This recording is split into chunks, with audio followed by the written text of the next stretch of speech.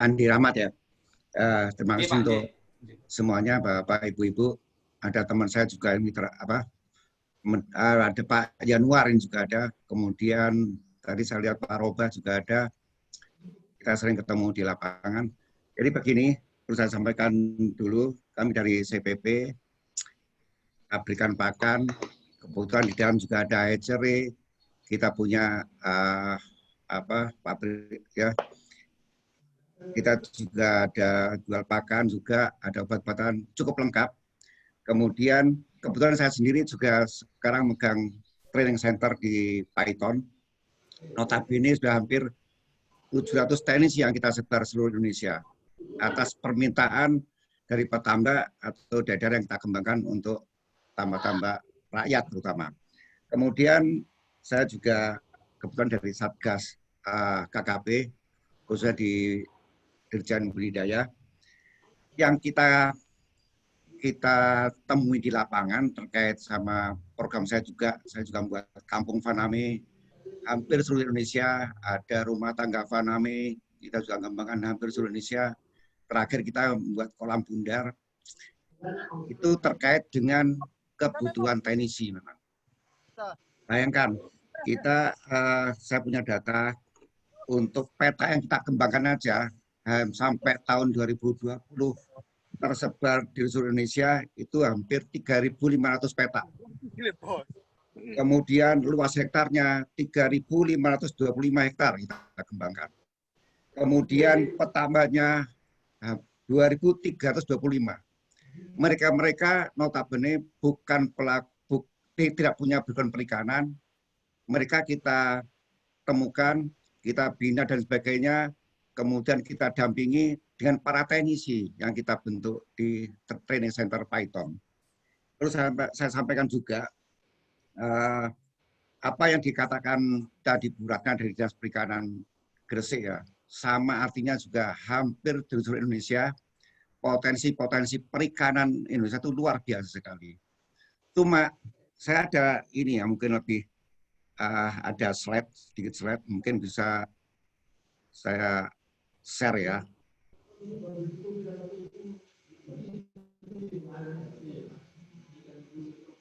Bisa Pak ya, Pak Amin ya. Bisa Pak, monggo. Sudah kelihatan Pak. Kelihatan ya? Ya. Ini sorry.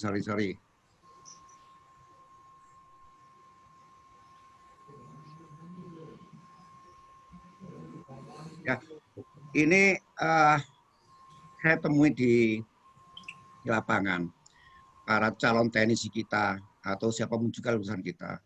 Rata-rata itu belum paham atau belum tahu ataupun blank apa istilahnya apapun ya.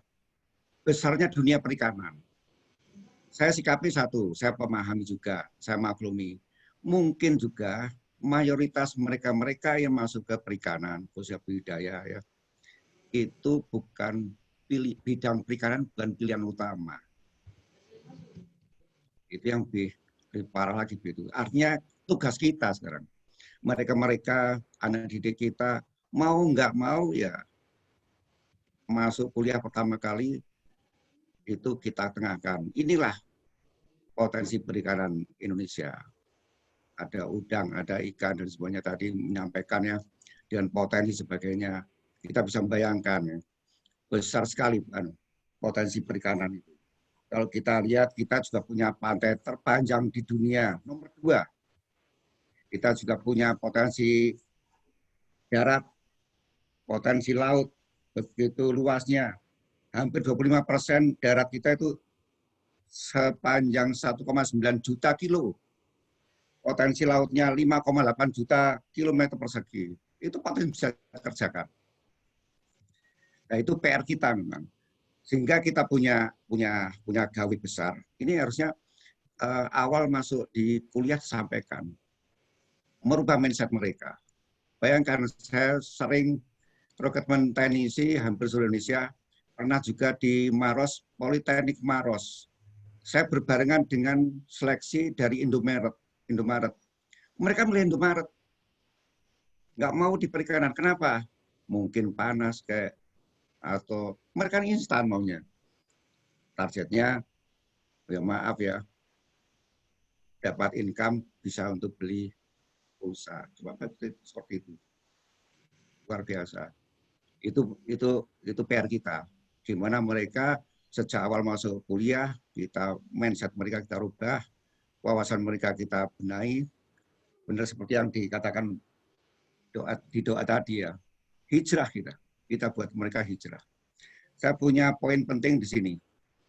Poin penting saya di sini ada empat sisi, input kampus, ada input luar kampus, ada 4 bagian. Selain kuliah, input kampus, kita ambil permasalahan dari luar.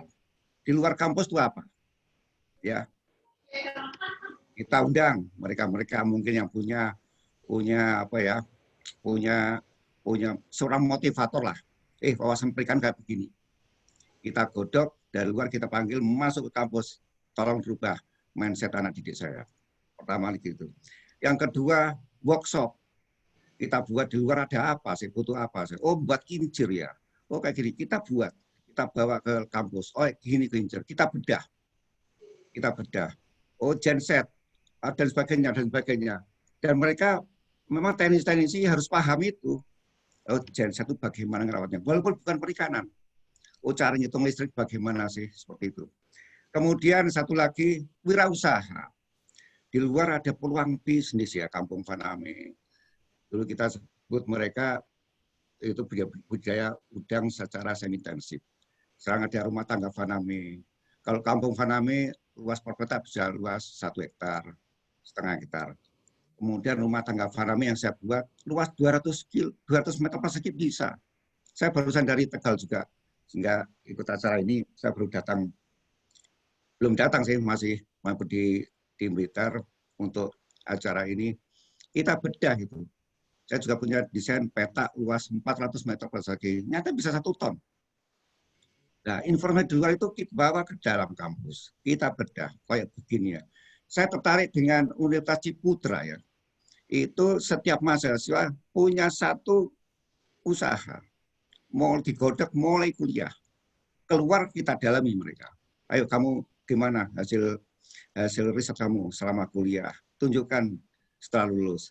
Bisa sukses nggak dengan begitu.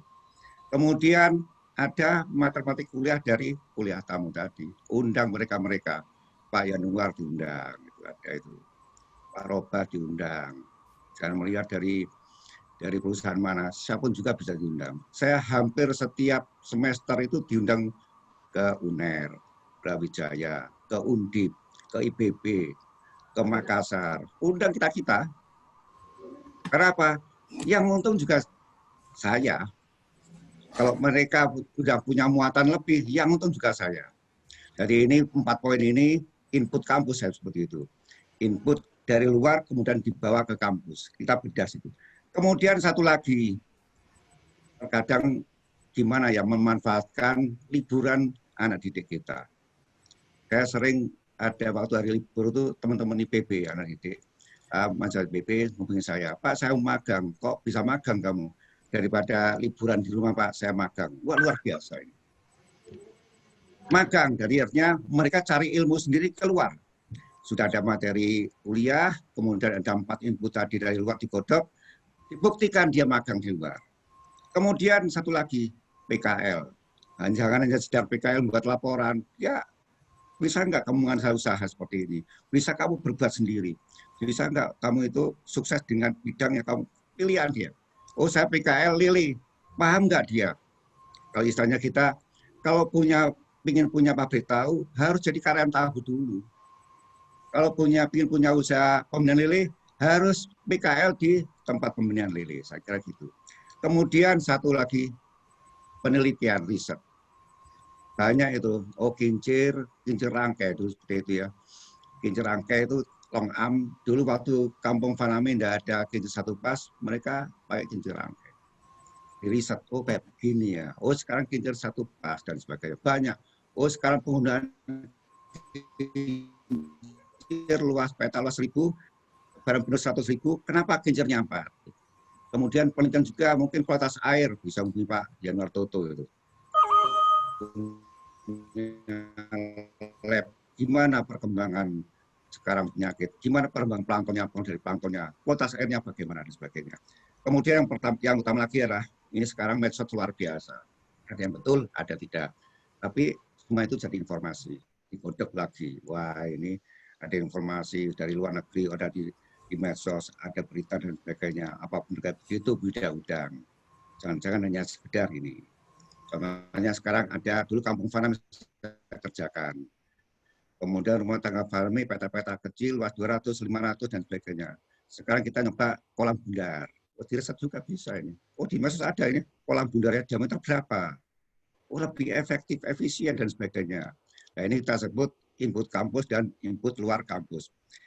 Ini dari semua ini apakah mereka kemudian siap? Belum tentu juga. Saya punya ini. Kalau input kampus kemudian input luar kampus kita gabung, minimal mereka paham dan terampil. Minimal saya tidak mendapatkan lulusan yang, maaf ya, masih nol, masih song, enggak. Minimal sudah ada muatan seperti itu. Artinya apa? Kalau masuk, saya punya training center, sebelum masuk, saya satu trip 25 peserta training center. 1 tahun 8 kali. Minimal saya dapat 25 orang, setiap training itu mereka sedikit banyak sudah paham perikanan. Dan jangan saya tanya, ini alat apa, ini DO, gimana caranya ngerja, cara makainya, enggak tahu mereka. Itu kalau mereka kemudian ada input dari luar kampus masuk, kemudian dia keluar magang sebaiknya, dia pasti tahu. Nah, jadilah saya sebut ini dunia kampus, kita punya lulusan yang boleh katakan sedikit banyak sudah punya nilai lebih dibandingkan sebelumnya. Satu lagi, mereka pasti masuk dunia kerja. Ya, saya punya bahan baku sekarang yang siap. Saya tinggal menambahi, tinggal kalau akhir tinggal ngecas ya.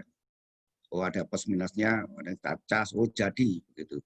Kemudian kita tadi menambah muatan. Banyak muatan bisa sesuai dengan perusahaan. Saya training center mungkin khusus teknisi, khusus bagian lab, mungkin perusahaan mana ya, hatchery, mungkin khusus di hatchery, ataupun juga pengolahan ikan, udang dan sebagainya, mungkin dia juga harus menambah muatan. Saya kira pasti ada hal-hal yang harus disampaikan lagi, selain tapi bekalnya sudah cukup. Satu lagi, karier, mungkin di PNS juga pasti 1-2 pasti butuh orang lah. Atau mungkin di perusahaan maupun juga kemudian untuk kerja. Tapi yang utama lagi, saya ingin itu jadi pelaku wirausaha baru.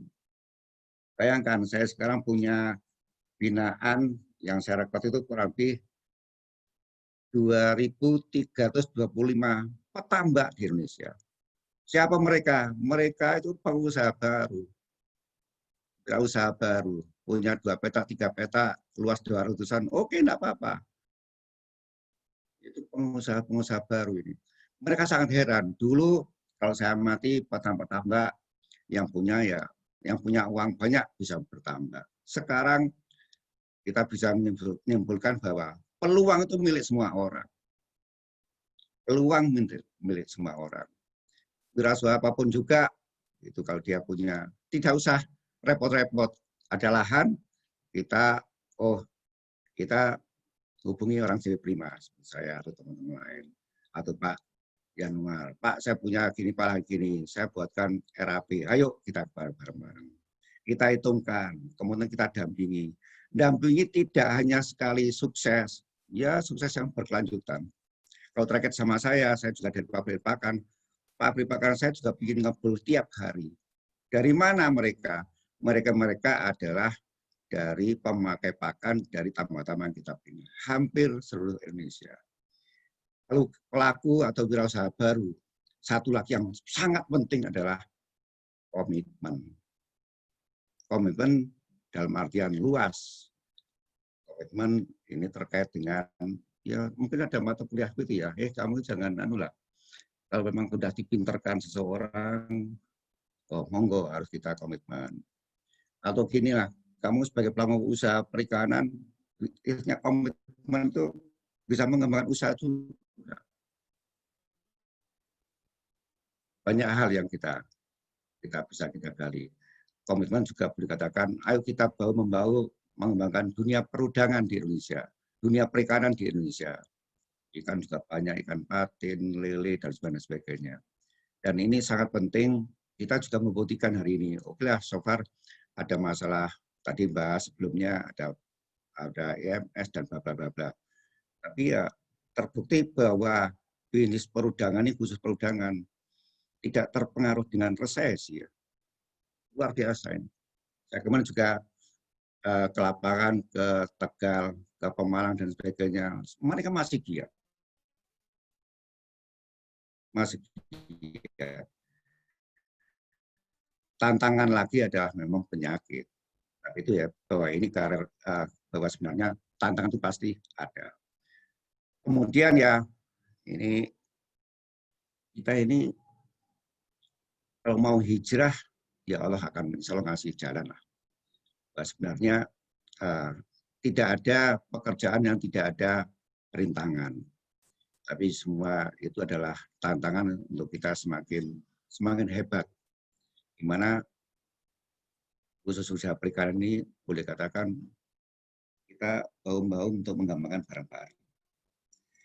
Satu lagi yang lebih penting dari apa yang saya sampaikan ini, ada 4 poin dan 4 poin yang dari luar kampus, dalam kampus tadi, itu diterjemahkan dengan materi kuliah yang sinkron ya. Sinkron. Karena apapun juga, ya kalau bahan bakunya sudah matang, sudah cukup, itu lebih bagus daripada saya tinggal masak, tinggal jahit saya. Tinggal jahit. Saya tinggal beli baju, beli kain, ada mesin jahit, saya tinggal jahit. Bukan saya masih nyuci baju lagi kan gitu. Nyuci kain lagi. Saya kira itu dari saya sekilas bahwa sebenarnya ini saya suka sekali. Saya diundang acara ini, wah ini luar biasa ini. Saya kemarin dari UNER juga kayak gitu, sudah ngasih materi kayak begini. UB juga seperti ini, hampir sama materinya, tapi ya bisa terapkan di semua universitas ya. Jenis tambak, saya kira tidak ada persaingan sebenarnya. Pak Yunus bisa membuat produksi udang 10 ton satu siklus, kemudian naik jadi 100 ton, harganya tetap. Itu tidak ada persaingan di artinya bahan baku bekerja terbeli. Kemudian tidak ada persaingan juga di teknisi. Teknisi pinter pasti cari orang. Teknisi pinter kita bisa buat grup supaya kita sama-sama pinter. Tidak ada saingan. Saya kira dunia perikanan saya kira masih cukup bisa dikembangkan. Saya kira itu sekilas dari saya. Pak Moderator.